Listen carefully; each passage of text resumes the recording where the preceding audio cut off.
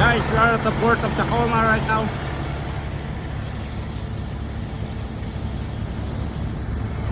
Maraming barko. Build na natin yung trailer natin. Ayan. Kakarga tayo nung side frame doon sa PC7000. Napakataas ng trailer ko guys dito. Hopefully my shim is right. See, yung connection ko, hopefully my shim is right. We'll see. Ayan, tatlong Q line.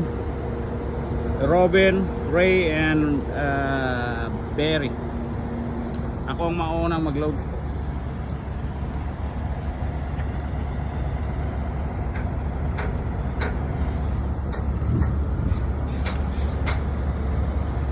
Asol Ace.